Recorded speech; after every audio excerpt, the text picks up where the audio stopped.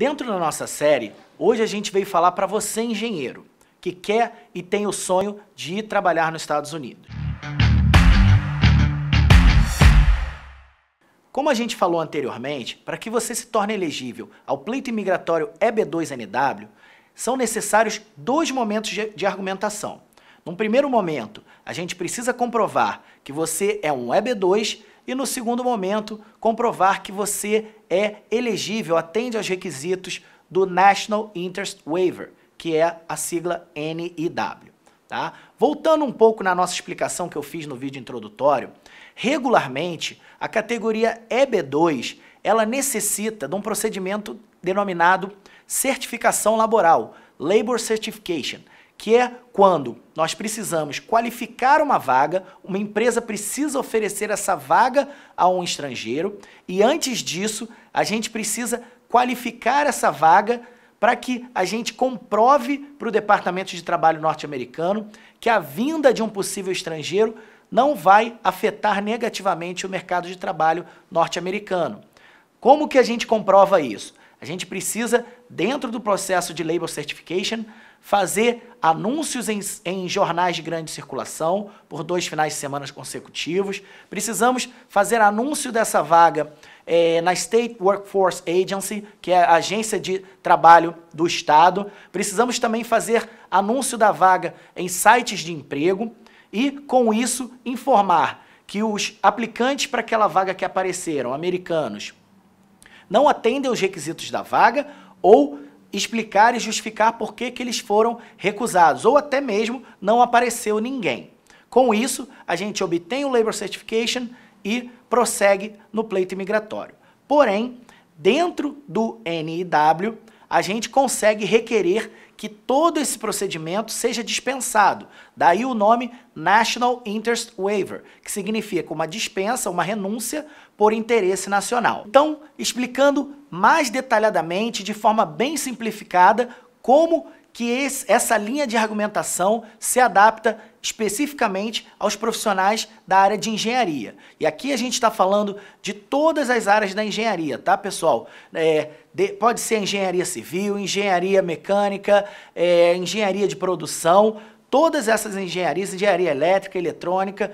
Hoje existe uma demanda enorme para profissionais da área de engenharia em todas as suas especialidades no território americano.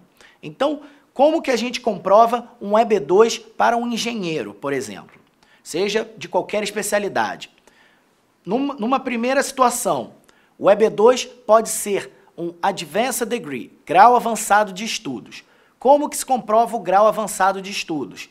Quando a pessoa tem um nível acadêmico de mestrado para cima, mestrado, doutorado, pós-doutorado, ou quando ela ainda vai ser considerada uma Advanced Degree, um grau avançado de estudos, se ela tem o bacharel e pelo menos 5 anos de experiência pós-formada.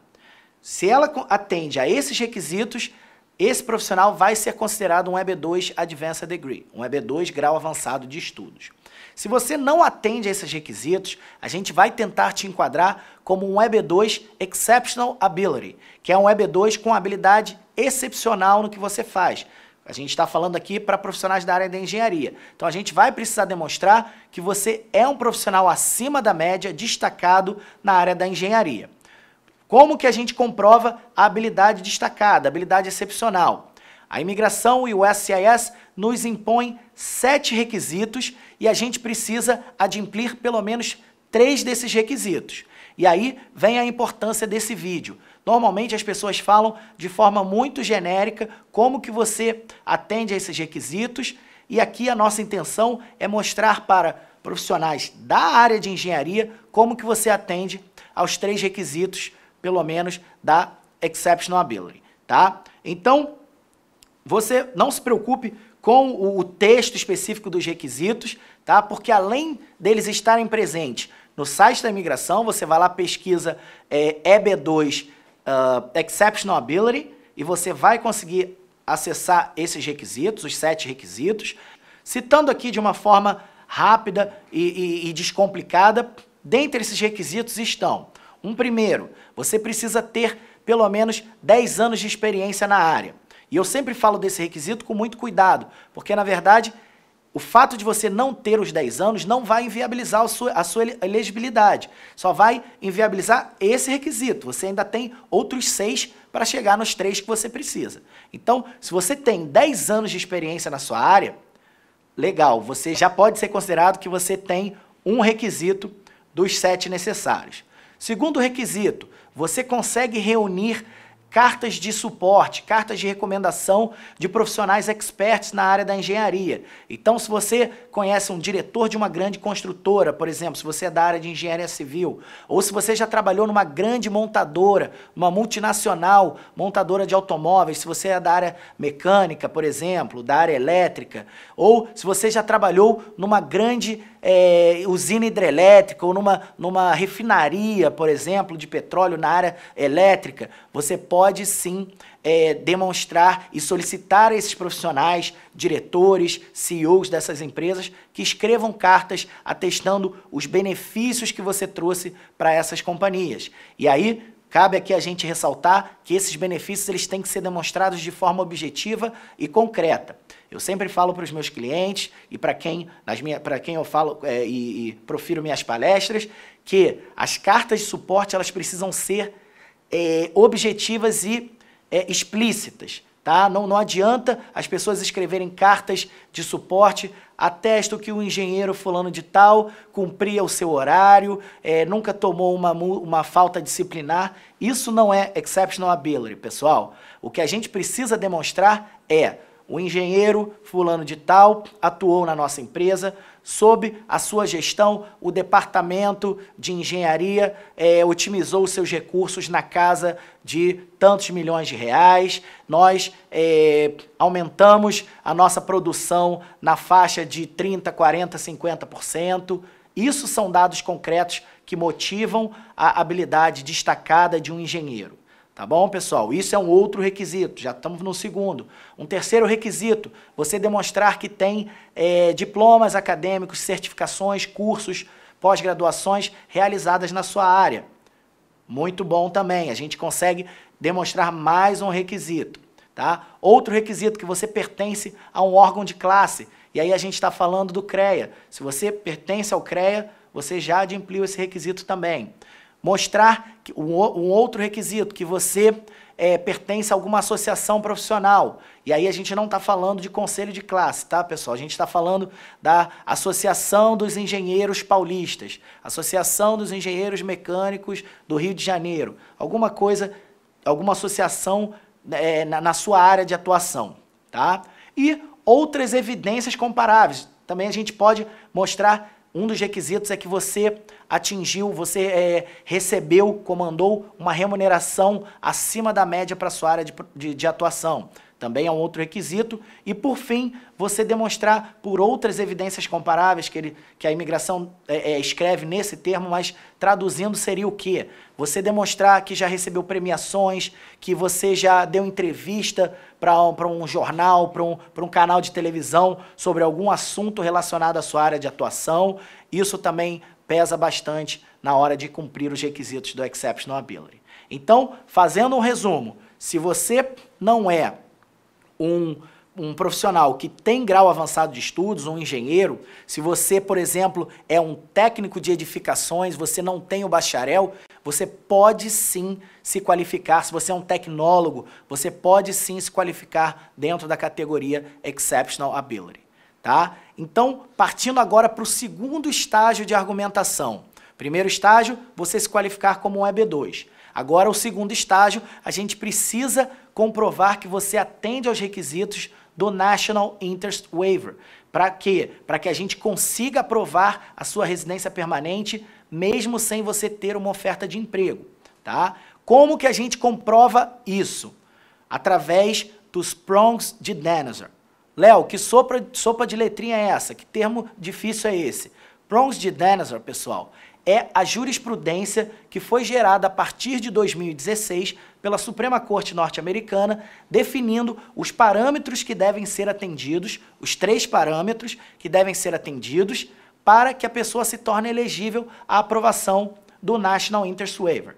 Então, eu vou falar especificamente de cada um deles aqui para vocês e demonstrar como a área de engenharia, seja para engenheiros formados, engenheiros experts, como para profissionais técnicos, tecnólogos da área que atuam na área de engenharia, como que a gente consegue demonstrar os prongs de Danaher para profissionais nessa área de atuação.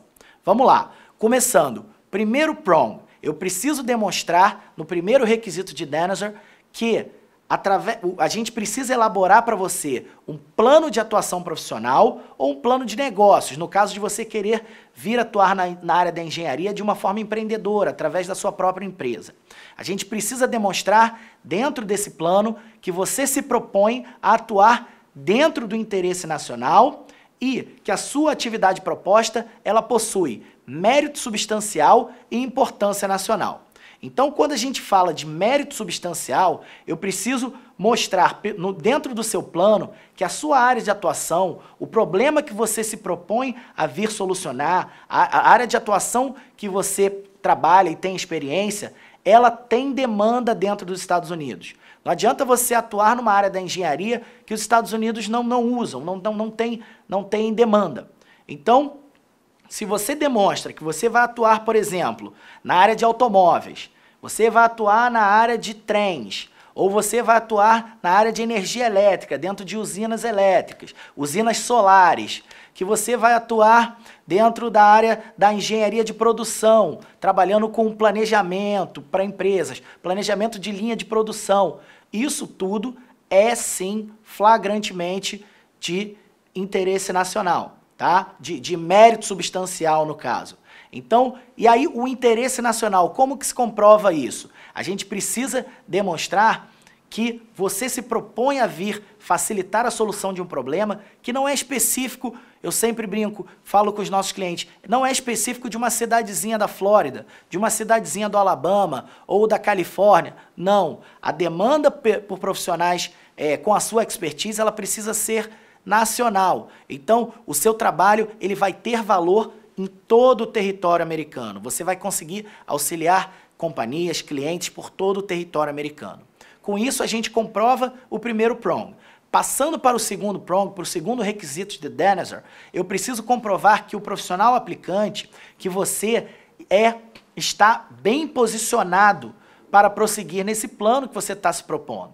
Então, não adianta um advogado, por exemplo, se propor a atuar como um engenheiro, ou se propor a solucionar um problema dentro de uma montadora de automóveis. Eu preciso, através dos seus requisitos acadêmicos, dos seus graus acadêmicos, das suas certificações, dos seus cursos de carreira, demonstrar que você está, sim, apto e preparado para prosseguir naquele plano que você está se propondo a fazer dentro dos Estados Unidos. Então, como que objetivamente a gente comprova isso dentro do peticionamento? Através dos seus diplomas acadêmicos, cursos, certificações, pós-graduações e através das cartas de suporte, que eu falei no item anterior e que vão ser extremamente importantes para o NW. A gente precisa comprovar através de opiniões de experts, e aí a gente está falando de quanto maior o cargo, maior o histórico daquela pessoa, melhor o currículo dela na sua área de atuação, mais propriedade, mais peso vai ter aquela carta de suporte para sua aplicação. Então, através dessas cartas, aquele profissional vai demonstrar os benefícios que você trouxe para aquela instituição que você trabalhou ou para a sua área de atuação no Brasil, especificamente, nesse momento, a área da engenharia, e de que forma você pode transferir essa sua expertise e aplicá-la em solo americano. Tá? Com isso, a gente faz um nexo causal, um link entre o teu trabalho que já foi realizado no Brasil e a possibilidade de você aplicá-lo imediatamente dentro dos Estados Unidos. Tá? Cabe a gente falar aqui, é uma dúvida muito comum. Léo, eu preciso para obter o meu green card já da licença de engenheiro, revalidar o meu diploma?